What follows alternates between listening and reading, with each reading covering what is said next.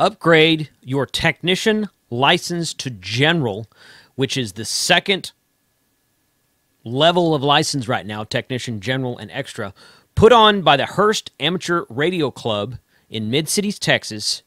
Question pool's good from 2019 to 2023. Check this out.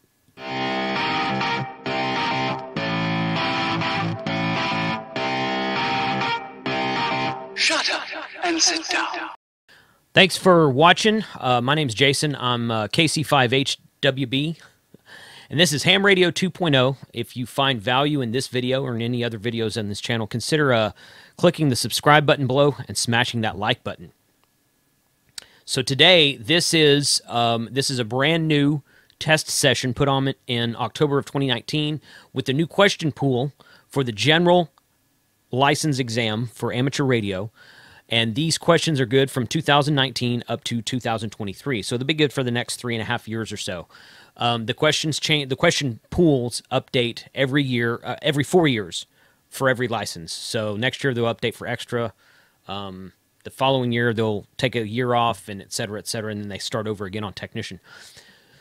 Some of my most popular videos on this channel to date are the general class that I recorded at the Hearst Amateur Radio Club about 3 years ago. And if you go and search all of my videos on my YouTube channel and click on the one that's had the most views, the first session of the general class, which is 3 years old, is my most popular video. So I'm very excited to put this brand new, recorded in October of 2019, so about 2 months ago, at the Hearst Amateur Radio Club. This is parts 1, 2, and 3. Each part is between 2 to 3 hours long, so they're kind of long. Feel free to pause, fast forward, skip a part, go back, rewind, however you need to do it. But this is the general class for the question pools from the W5YI book. That's this book right there. You can see it. You can check the link in the YouTube description below, and it will direct you to Amazon for this book that is being used in this class right here. So check out the book, check out the testing session, put your comments below. Let me know if you have upgraded to general, how much value you got out of this video, and good luck on the test. I want to welcome you to the Hearst Amateur Radio Club General Class License Training. This is sponsored by Hearst Races and the Hearst Amateur Radio Club. I'm Mike, N5YM. I'll be your instructor for this first class. We have other people on our instruction team. Give you a call sign. And introduce yourself. Jim, okay. Jim, K5KKS? No. AB5XSS. You're a KE5KKS. N5KKE. Okay, I'm getting. I know who you are when I hear you. They'll be assisting this evening. This is a preparation for the Amateur Radio General Class License Examination. That's the Element 3 examination. It's for the question pool that's good for 2019 to 2023. If you have a manual, it needs to say on there 2019 to 2023. If it says something to 2018, you have an old one. And some of the questions are good and some of the questions aren't. So that's the question pool you'll need to be studying. The goal is to help you pass your extra class exam. That's the fundamental goal. We're going to try not to stray too far outside of that. The secondary goal is help you understand how to effectively communicate using amateur radio. Try to fill in some of the blanks. Some of the questions and answers are pretty terse. They say, here's what it is. We're going to try to explain a little bit about that. The course is a supplement. It's not a substitute for it. It's a supplement to the study guide. Okay. The study guide that we have here that I'm based this on is the Gordon West General Class Study Guide. It's the blue book. It says 2019 to 2023. It's based on the way that book is organized. This is the one I would recommend you studying. If you have one like this, excuse me if I can borrow that. If you have one like that, it has the same question pool in it. It's just the theory is organized differently. The question pools are all identical, no matter what book they're in. And the question pools are all identical, no matter which volunteer examiner, coordinator, which VEC conducts your exam. But we're going to need to study that. Some of the study hints I'm going to tell you about, well, what you want to do is start at the beginning. Read each assigned section of the study manual. You're going to be reading, if you haven't already done it, about the first third. Read each question. Read all the answers. Read the explanation for the correct answer, and then highlight the correct answer on your first time through. Now you know what all the questions look like. You know what the almost right answers look like. You know what the radically wrong answers look like, and you know what the correct answer looks like. Then start over and study it again, and only study the highlighted answer. Make it easier on yourself. That way, there's a lot of questions, the answers that look pretty much similar, but only one of them's right. You study your manual. There's some stuff you're going to have to memorize. You're going to need to memorize things like frequency and formulas and rules and regulations. There's things you're just going to need to memorize. If you're like me, I don't retain things real well when I memorize. Most everything else, we're going to try to learn how things work. That's my goal, is to kind of teach you how things work so you can figure out the correct answer without memorizing a lot of stuff. Fair enough? Okay. It's up to you to study, up to me to kind of fill in the blanks. Some of the general class question pool content is the same as the technician pool. How many of you had or offered the general class license test when you took your technician? What did you score? 54. Okay, most of you probably scored at least a third of the questions right. That's because about a third of the content that's in the general is in the technician. You already have your general or your technician, so I'm not necessarily going to cover and reteach the technician unless it's necessary for us to build on. I may go back and say, remember this from technician? Now let's build on top of that. New concepts will usually be introduced in an active discussion format. And we're going to do reviews. We're going to kind of chop this up and do some topic bullet point reviews after sections. Try to take this bite at a time. There are 10 sub-elements on the exam. I don't know if this thing probably can't see. Sub-elements are numbered G1 through G0. G0 being the 10th one. G1 being the commission's rules, G2 being operator procedures. On the exam, G1, G2, and G3 will contain, G1, G2, and G4 contain 5 exam questions each. There'll be 5 questions pulled out of G1, G2, and G4, and 4 pulled out of G9. Those 4 sections alone account for more than half of the questions on your exam. So if you have to study and emphasize and knuckle down on anything, pay attention to G1, G2, G4, and G9, because that's going to have a lot of questions in it. Don't ignore the rest of them, but that's where you want to kind of focus on. You need to, just like the technician, you need to get 26 questions correct to pass, about 70%. There's 35 questions on this again. Some hints and stuff. What you learned as a technician, 300 divided by frequency gives you a wavelength in meters. 300 divided by wavelength in meters gives you frequency in megahertz. Those still apply. Didn't change, and you might find that you can use those again especially for figuring out if they say what's a 20-meter band and you have to pick out 4 frequencies, one of the 4 frequencies. It's a quick way of taking one of those and 300, dividing it by what you don't know, what you do know, to find out what you don't know. Ohm's law still applies. It's still the law. Not just a good idea, it's the law. Ohm's law still works in a general exam. E is volts, I is amps, R is ohms, P is watts. The one you may have seen before, the magic circle, had E, I, and R in it. In my technician class, we teach it as ohms, amps, and volts, watts, amps, and volts, because that's the quantity you're measuring, watts, amps, and volts. It helps. Be careful now on the technician exam, all those are in full value. Watch out for now the fractional type stuff, like the millivolts and the microvolts and kilo and mega, the milliwatts or milliohms or mega ohms. Watch out for those. Convert those back to whole ohms or whole amps or whole volts before you do the calculation. They'll trick you up. Look for exceptions. Another way to stay. Look for exceptions. Of all the bands, most bands you're going to get 1,500 watts power as a general, except 30 and 60 meters. They're not. If you remember 1,500 watts and 30 and 60 exceptions, you don't have to worry about which the rest of them really are. Most bands permit voice operation. 30 meters is the only one that doesn't. Generals have full band privileges on many bands. Only on 80, 40, 20, and 15 do they have limited band privileges. They don't have full bands. There's pieces of the bands that are still set aside for advanced and extra class. And we're going to talk about this later, but this is some kind of hints. Look for exceptions, or look for similarities. Resistors and inductors behave the same way when combined. When you're doing calculations, resistors and inductors are the same. Capacitors are the opposite. All of the above. This is the one that gets everybody. All the above answers. In this exam, on this question pool, are we fired up? Okay, let us know if we have to leave.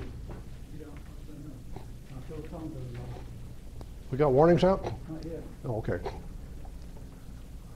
Use all the above answers to your advantage.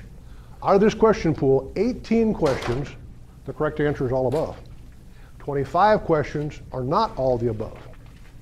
When it comes down to those, when you're going through to restudy, when you're going through the second or third time, study those, know those that are not all above, and don't rely on all of the above being in your favor, because it's not.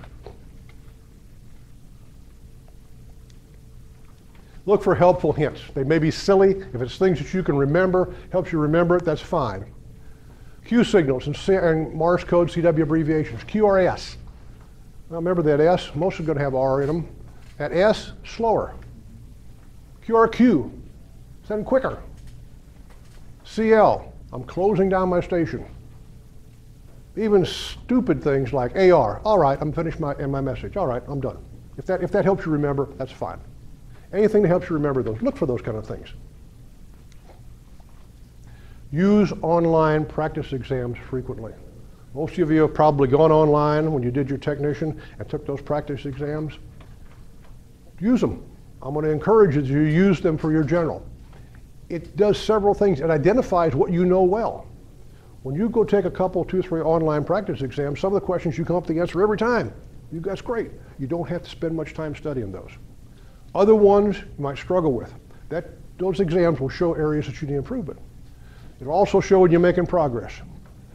If you've already looked at your manual, when you leave here, I'm going to tell you, go take some practice exams. You should be able to get about 1/3 of the answers correct when you do your practice exams. You should be able, that would show some progress that you're learning. Good places, aa9pw.com. That's a nice one. qrz.com/hamtest, that's another good one. If you want to use your personal communications device, iPhone, your Android, there's probably 50 of, between iPhone and Android, there's probably 50 applications out there that you can use on that. I can't recommend one being better than the other.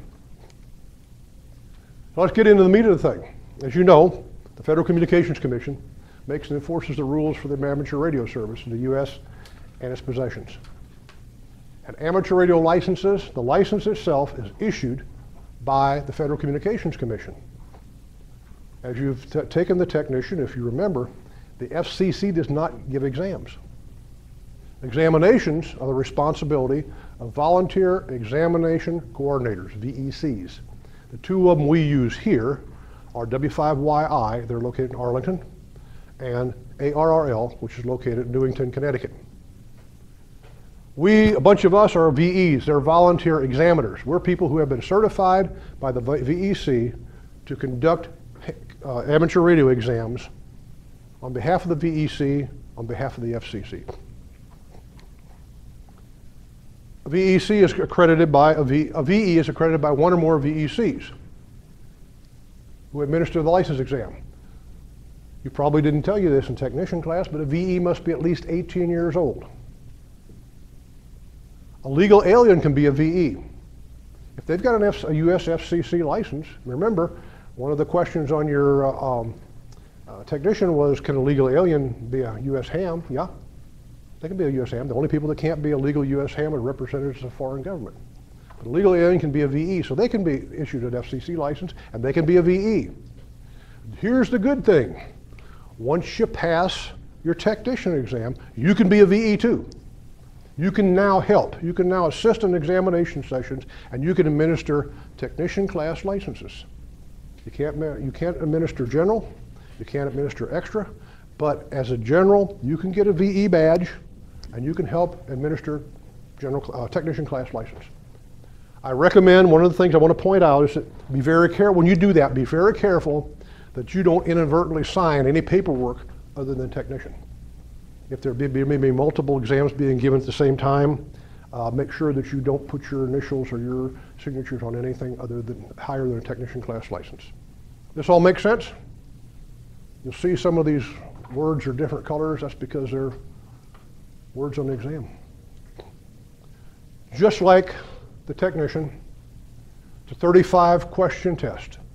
There's 35 questions, word for word, same as in the question pool. You need to get 74% right, which is 26 out of the 35 questions answered correctly. And with that, you get a CSCE. Just like for your technician, that CSCE is valid for 365 days.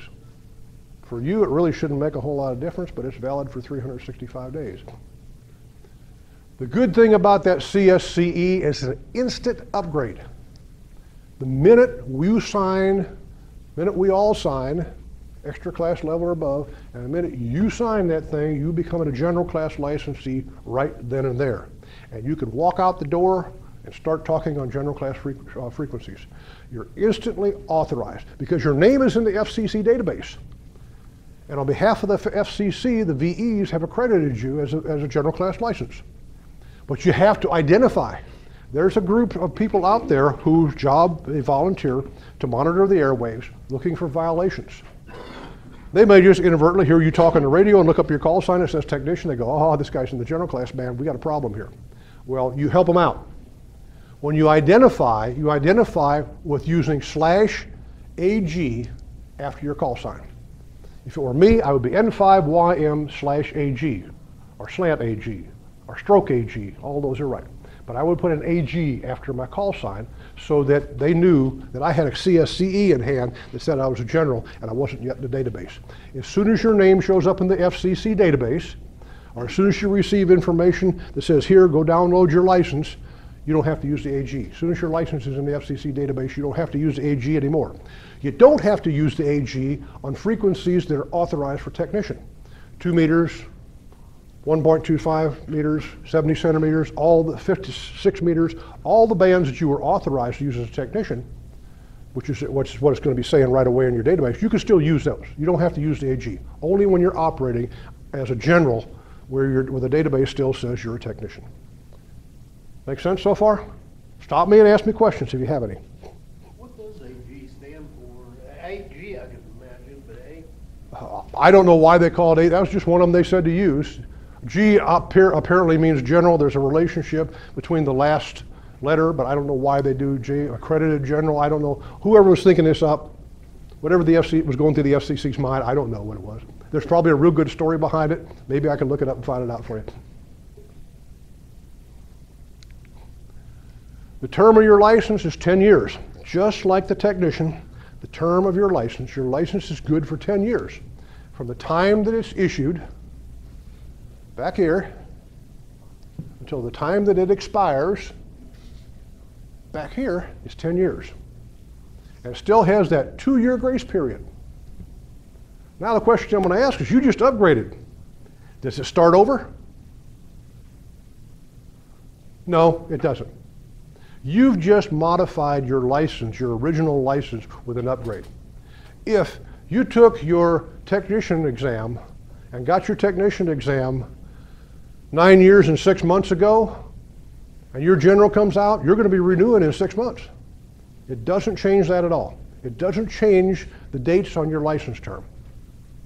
So I don't know how many of you have taken have a technician license that's more than 3 or 4 years old. Okay, that's fine. If you have one that's more than 3 or 4 years old, you might need this. I don't know if you've looked up your technician license looked up your license in the FCC database, but if you got to go look it up, here it is.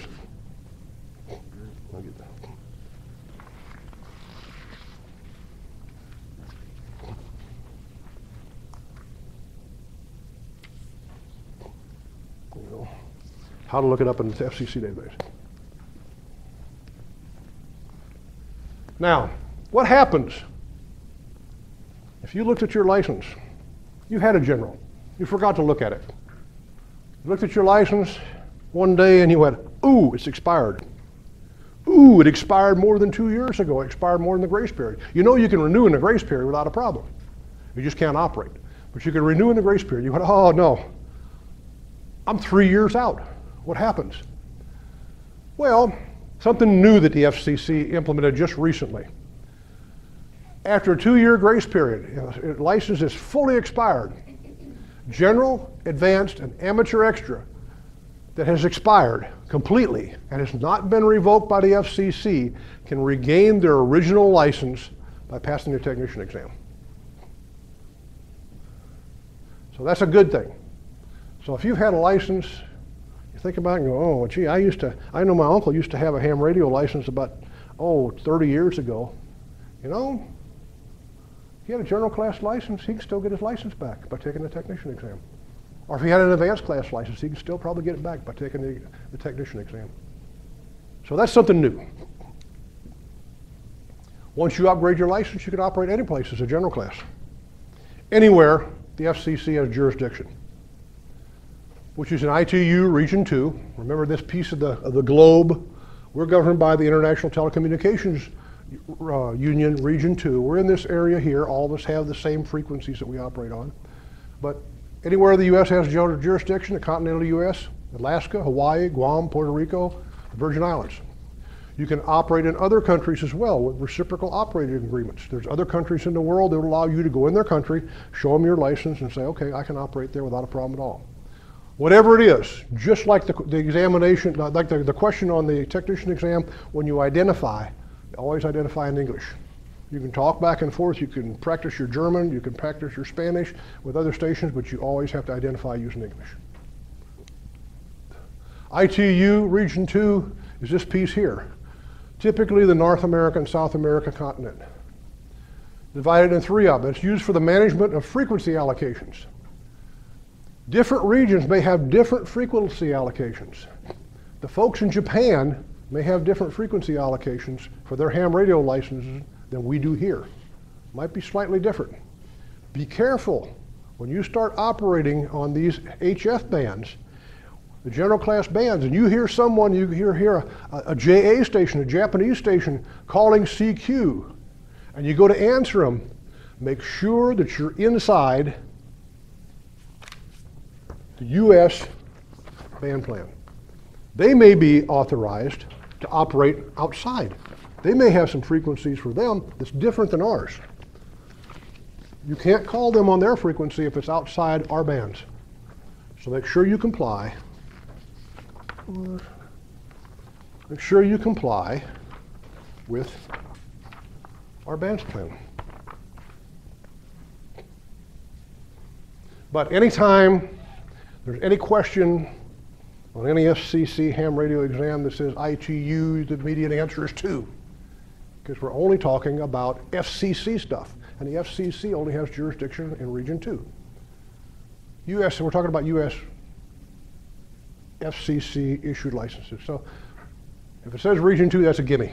If it says ITU region, putting a 2 after it's a gimme. You want to comply with the FCC rules in Part 97. Part 97 of the FCC rules. They got a lot of rules out there for a lot of different stations, type of operation stations, commercial stations, satellite stations, TV stations, you name it. They've got a rule for it. The piece of the rules for the ham radio operators is Part 97. You need to comply with Part 97, and you need to conform to good engineering and good amateur practices. And if it doesn't specifically say something about what you want to do, which odds are good, it's already covered, you use good engineering and amateur practices. And the FCC is the one that's going to make the determination. Although they might not necessarily tell you what is good engineering and amateur practices, they'll sure, if you violate one, they'll sure come up and tell you what they think it should be then. But we'll talk a little bit about that, give you an example of that a little later. You want to minimize interference. Do whatever you can to minimize interference. That may mean not operating too close to another station. That may mean not operating with excessive power. That might mean not overdriving your transmitter so that you have a signal that's just spurious and splatters all over the place. And remember, nobody owns a frequency. Just because you camped out on a frequency doesn't mean that you own it. Just because there's a repeater on that frequency doesn't mean the repeater operator owns it. You don't own a frequency, we share it all. Good amateur practice. What we talk about good amateur practice? Well, band plans. If you'll see on these things here, these break down even farther, and you'll see that some of these areas here say digital, or digital mode, or voice mode. Amateurs have agreed with themselves within those segments to maybe divide them even more farther. They may say this section right here we're going to use for satellite communications. This section here and this section here we're going to use for repeaters. The FCC didn't tell them they had to do that. The hams all agreed amongst themselves to do that. That's band plans. DX windows, it's frequencies that you only use to talk specifically with foreign stations. That's good practice. Try to abide by those. And as far as repeaters go, there's two kinds of repeaters. Coordinated repeaters and uncoordinated repeaters. Here's an example. Digital data on 14.070 by the 14.112. On 20 meters, that's something that hams have agreed that we're going to do digital data in that area there. Please don't do CW, please don't do phone, please don't do anything else. We're going to do digital data on that. Try to abide by that. As far as repeaters go, there's a couple kind of repeaters, coordinated and non-coordinated. A coordinated repeater, that means that each area has a group of people who manage repeater pairs, who manage those two frequencies, and assign those to people who apply to them. And their job is to try to keep ones that have like frequencies far apart, and so they don't interfere with one another. Their job is to try to not have two repeaters with pretty close frequencies right close together as well.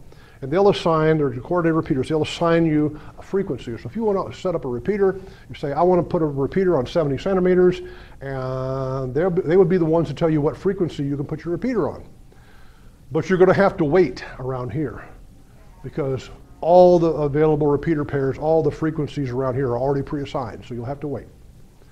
You can always go with a non. If you get jumpy about this, you can say, well, okay, if you're not going to give me one, I'll pick my own. That's called a non-coordinated repeater. A non-coordinated repeater is one that's not been approved, not been evaluated, not been approved by a repeater committee, not been evaluated. So that's a non-coordinated. You could have one of those because these people here don't own these frequencies. They just coordinate them. You could have a non-coordinated repeater. Here's the sticky. Here's the sticker in the whole thing. In case of interference, the non-coordinated repeater is the guy that's got to fix the problem. They've got to solve that interference problem. That typically means going off the air. Okay? So far, so good? Review. That was the last one, wasn't it? Yeah. Review. We'll kind of recap what we just talked about. Once you upgrade your license, you can operate as a general class anywhere the FCC has jurisdiction. Remember that? You can operate in other countries and have reciprocal operating agreements. Identify in English. The FCC is the one who determines good engineering and good amateur practices. What do you add after your call sign when you become a general? Before you get your ticket in the mail? AG with a slash stroke or slant in front of it. How long is the license good for? 10 years. What if your license is already 5 years into its period? You get 10 more years? Nope. It doesn't start over. You just changed it. You've just modified your license by making it, the FCC has modified it by making it say general. After you pass the grace period, after your license is fully and completely expired, past the grace period, what do you have to do to get your license back? Take the technician exam. Volunteers examiners are accredited by a volunteer examiner coordinator, VEC, not the FCC. General class VEs can administer technician exams only. We'll be happy to have you help. We'll be happy to have you sign up and register as a VE. We'll be happy to have you help other hams become hams, but you're limited to technician only. What license does it, this is not on your test, but I'll ask you, what license is required to give a general class test? Amateur extra. What license class is required to give an extra class test? amateur extra. It's always one class up until there's no more classes up.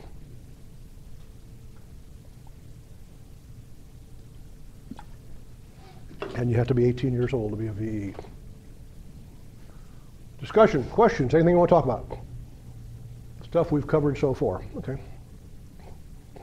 I have one Yeah. strange question. Using the Wires X, Mm-hmm. you know, you can get over and, of course, talk to the Japanese rooms and all that. Yeah. Very little radio use there. It's Mhm. mostly computer, but it's just on, I guess, just strictly HF is where you have to watch the frequencies if you're. When you use Wires X, you have a radio input link and a radio output link. Okay, and those are called they're either a node or a repeater. So they will be in the amateur radio band, and they're typically in the VHF and UHF sections of the band. Typically, there's not really, Wires X doesn't have quite that value any longer for long distance communications when you can always talk long distance by radio. Okay, but it's really handy to be able to talk all over the world. You can do that with Wire X, you can do that with DMR, you can do that with you can do it with IRLP, you can do it with All-Star. There's a bunch of different competing technologies out there that all pretty much operate the same way. They use voice over internet technology, where you go into a node, which will be a repeater or a private node. It goes into a gateway into the internet, and then and all of them have numbers. And you pick out a numbered one on the other end, and it goes hunts that one down to the internet, comes back out to that node and back out on the other radio. That's how it works. The DMR is a perfect example of that. Or you can talk direct, as you normally do on 2 meters or 70 centimeters with FM. And most of them are FM based. We're going to talk about a HF version of that in a little while. There's an HF version of that as well, similar to that. Any other questions? Let's forge ahead before we take a break. Remember this? Ham radio frequency is divided into 3 basic groups. HF, high frequency. That's what we all call shortwave radios. That's the shortwave, 3 to 30 megahertz. Very high frequency, VHF, 30 to 300 megahertz. Ultra high frequency, UHF, 300 to 3,000 megahertz. I'm sure glad that they rounded it off to at least 3 on all of them and didn't pick something else esoteric. General class gains privileges in the HF band. You gain privileges. You know, you as a technician, you have HF privileges. You know that, don't you? You have 40 and 80 meter CW, and you have 10 meter voice, all as a technician. You get a lot more now. You get more power. You're getting a lot of additional privileges in the HF band, 3 to 30 megahertz. You get to keep everything that you earned as your technician. This is an upgrade. Now, there's no penalty. You don't lose anything for your from technician. You get to keep all that VHF and UHF stuff. Remember the common relationship between wavelengths and frequency. 300 divided by frequency in megahertz gives you wavelength in meters. 300 divided by wavelength in meters gives you frequency in megahertz. Ham radio bands are typically rounded off to the nearest meter. So when you talk about a 20 meter band, it's something that the frequency divided by 300 comes out to approximately 20 meters. So ham radio bands are usually rounded off to the nearest meter. If you do a calculation, if you look on your thing here and you go 14.25 megahertz, I do that division, I don't come out quite with 20. Actually 15 comes out with 20, but I come out close enough that we're going to round it to 20. We'll talk about the bands and what you get. And a lot of this stuff is repetitive. We're going to talk about it over and over again, but it's pretty much the same. The 10 meter band is divided up into 3 pieces. We're going to start off with the higher frequency and work our way down on these bands. It starts off at 28 megahertz and it ends at 29.7 megahertz. And it's divided up into the code or CW section from 28 to 28.3. Voice, which is upper sideband, from 28.3 to 29.5. And then FM, 29.7. This is where you can operate repeaters. Unfortunately, as a technician, you didn't get that. That's not part of the technician. So if you bought one of those nice FM quad band radios, you couldn't use it on 10 meters. Repeaters. No FM below this frequency here because FM bandwidth is so wide. So it's dedicated to that top frequency there. The general class gets the whole 10-meter band. Unlike the technician where you just got a piece, you get it all. You get everything. Any place you want to operate in a 10-meter band is yours. You're limited to 1,500 watts peak envelope power. So 1,500 watts, that's the magic number, but the most power you can operate, peak envelope power, is 1,500 watts. And you get it all. Let's drop down a frequency. The 12-meter band. 12-meter band goes from 24.89 to 24.99. Not near as big as the 10-meter band. It's a smaller band.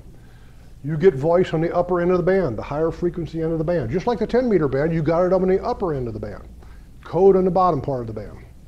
Technician class license gets the entire, general class license gets the entire 12-meter band. You get it all. When you pass this test, you get all of it. You never had that before, you get it all now. Again, 1,500 watts maximum power. Sounds pretty good so far, doesn't it? 15-meter band. You don't get all of that. 15-meter band runs from 21 megahertz to 21.45 megahertz. It's divided up into CW on the lower end. It's divided up into voice on the upper end. But you don't get that spot that says no from 21.2 to 21.275 and 2100 to 21.025. That area is reserved for advanced and extra class licenses. If you want that piece, you're going to have to upgrade again. But you notice you got a lot of band nevertheless. Notice that when you got a piece of the band, it's on the upper frequency end of it. The piece you get is on the upper frequency end of it. You're going to see that typically through this entire presentation. The piece you do get out of this section is on the higher end of the upper part of the band. Again, you get 1,500 watts. 17-meter band, you get it all. Code on the bottom part of the band, voice on the top. Again, your upper sideband is your voice mode of preference. Our standard, it's kind of standardized. It's preference, but it's standardized. You get the entire 17-meter band, and again, you get 1,500 watts. You're getting a lot of ground. 20-meter band, this is one that you don't get all of it. Again, you get upper sideband for voice. Again, you get the upper portions of those two segments of the band. So you have limited privileges on the 20-meter band. Again, you get 1,500 watts. You need 1,500 watts? How much watts should you be using? Yeah, yes, right, 1495. What power should you be using?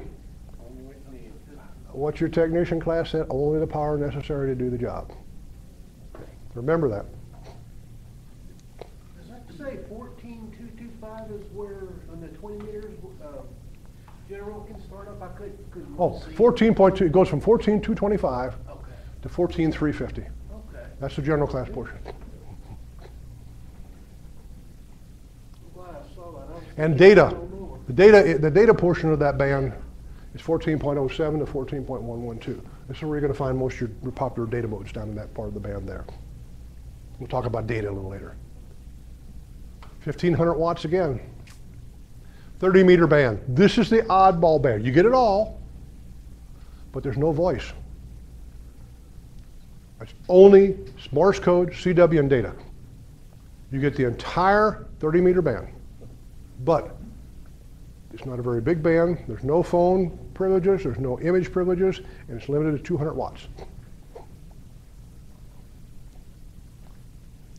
Here's a kicker on that, too. It says amateur radio is a secondary user on the 30-meter band. What does that mean? That means that although the FCC has issued an agreement, has issued rules that say amateurs are allowed to use the 30-meter band, they're not the primary user. There are other users that are also allocated that band. Mostly you're going to find government and military people in there. What happens on the secondary band? What happens if you're operating and somebody else comes in that's not a ham? Well, you do. That's right. You stop operating. You don't interfere with them. Remember, we don't interfere. You don't interfere with them. Either stop operating or you change to a different frequency that doesn't interfere with them. There are other users who get the primary users of that band. As many times as I listen to 30 meter band, though, I've never heard anybody else on there. So I don't know where they're at. There may be local communications, but I don't know. 40 meter band, guess what? You don't get all of that. You don't get all the 40 meter band. It runs from 7 megahertz to 7.3 megahertz. General get from 7.025 to 7.125 for code and CW. There's data down there too. Or 7.175 to 7.3 for phone. What do you notice about the 40 meter band right up here? It uses lower sideband. It doesn't use upper sideband.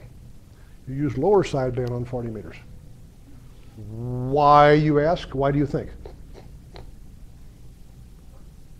That's just an agreement when they first, years ago, back in the late 40s, early 50s, when they decided that they would start using single sideband to cut down on the bandwidth. They started implementing on ham radio. They decided to use 40 meters. Everybody agreed on it. That's the way we do it. Your radios, unless you do something about it, any current radio, any radio manufactured in the last 20 or 25 years, when you switch that frequency on single sideband, it'll set that for you automatically. It'll automatically set lower sideband or upper sideband. You have to force it if you want to operate in the opposite sideband, which you don't want to do that because you can't understand the guy that's operating on upper sideband. Or if you're operating on upper sideband, the guy's operating on lower sideband. So you have limited privileges on 40 meters. Again, 1,500 watts. 75 or 80 meter band, 3.5 to 4 megahertz, you don't get all of that. It starts at 3.5 megahertz and ends at 4 megahertz. You get 3.525 for the, it is 3.6 for the code portion or the digital portion. Digital on that band is 3.570 to 3.60. And 3.8 to 4 megahertz is phone, and it's lower sideband as well. Those lower frequencies, kind of help remember, the lower frequencies use lower sideband. 1,500 watts again. 160 meter band, that's a voice phone band only. 1.8 to 2 megahertz, you get it all. You get the entire 160 meter band. Interesting band, takes a really, really long antenna, a big antenna to operate on that band. It's very noisy. It's very prone to atmospheric noise. There's die-hard users that use that, and they love it. But I've never had a yard big enough to put an antenna up, so I've never tried it. You get the entire band, you get 1,500 watts on that. Yep. How long of an antenna would it take for, I'm just curious, because I've heard guys talking about 160. Well, to make an efficient antenna at 160 meters, to make a dipole antenna, you'd need an antenna that was 80 meters long. Okay, you know, and you take 80 times 3 feet, you know, and or more. Yeah, you got a couple hundred feet of antenna. And not only is the band prone to lightning, an antenna that big is pretty much prone to lightning as well. Yeah. Anything less than that, I mean, you can have a smaller antenna. You can load that antenna. You can shorten it. It won't be as efficient. It gets pretty nasty down on that band. A shorter antenna becomes really efficient real quick. But if that's all you can do, that's great. That's what you use. Now, you're used to operating on FM as a technician, and you've got a bunch of channels, repeaters memorized, and you've got your walkie-talkies channelized, so you can turn the knob on there or push the arrow buttons and go from one channel to another. And we don't see us doing that much on HF, except on the 60 meter band. The 60 meter band is mandated to be channelized. And there's 5 channels. 53.5, 533.5, 0.5, 5346.5, 5357.0, 5371.5, and 54.03.5. It's limited to upper sideband, CW, and narrow bandwidth data. The maximum bandwidth of your signal can be no greater than 2.8 kilohertz bandwidth. What does that mean? How wide do we say a single sideband signal is generally?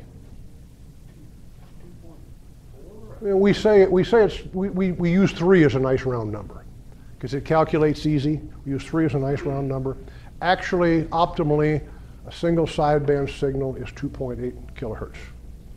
That means that your single sideband signal has to be right square in the middle of that, or right square on one edge of that, and it can't be off a little bit one way or the other. You got to have a very stable transceiver, and you can't overdrive it. Don't turn your mic gain up. If you turn your mic gain up, you're going to overmodulate, and when you overmodulate, your signal splatters outside the band. So you've got to make sure that you don't overmodulate. We are also a secondary user on the 60 meter band. General class can get all 5 of those channels. It's limited to 100 watts effective radiated power as measured on a dipole. The standard antenna of reference is a dipole, and the gain that you get from the dipole antenna. So if you're running a dipole antenna, you can safely run 100 watts effective radiated power. Now remember, effective radiated power, your dipole has a little bit of gain to it. If you have an antenna, say a directional antenna that has more gain, you've got to cut your power down so that it's equal to no more than 100 watts as would go into a dipole.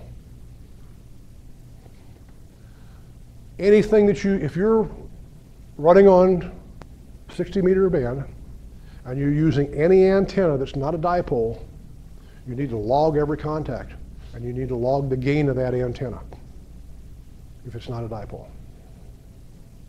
Okay? Now you're looking at this going, that's a lot of work. Well, when I go on the spotter network and I look on the spotter network and I look to see how many stations are on 60 meters, I don't see too many. It's a nice band that we've got used. There's some guys that love to operate on a 60 meter band, but I don't see a lot of them. But you get it. You know, the shared resources, they use some of those frequencies. Okay, for shares, for Mars? Yeah, okay. And they would get priority because we're secondary users, yeah. And because they're operating for them outside of the ham band, so they would be a primary user. We talked about them using a secondary basis. We talked about this already. As long you can use those signals as long as there's no interference to the primary users. If there is interference, you either got to stop transmitting or move to another frequency.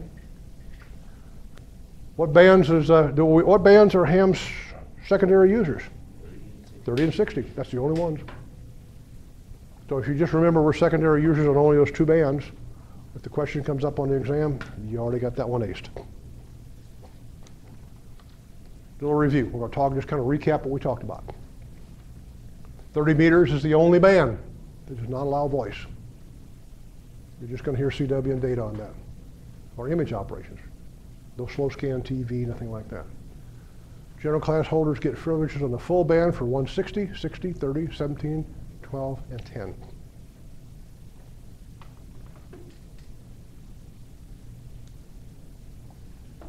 When not permitted to operate on the entire band, voice privileges are generally available in the upper frequency portion of the band segment. Do you remember seeing that when we looked at all those band segments? Single sideband is the most commonly used voice mode on the HF band. We'll talk a little bit more about that why later, but it's the most commonly used. Upper sideband is used on 20 meters and above. From 14 megahertz and up, you're going to use upper sideband and 60 meters. VHF and UHF bands are up above that, so you're going to use upper sideband on that as well. Anything below 14 megahertz, with the exception of 60, is lower sideband. The lower frequencies, lower sideband. Upper frequencies, upper sideband. The 60 meter band has 5 channels, and they're 2.8 megahertz wide. Power is limited to 100 watts. It's measured into a dipole, and you have to log what antenna you're using if you use any antenna that has gain other than a dipole. The hams are secondary users on that 60 meter band. Great, it's break time.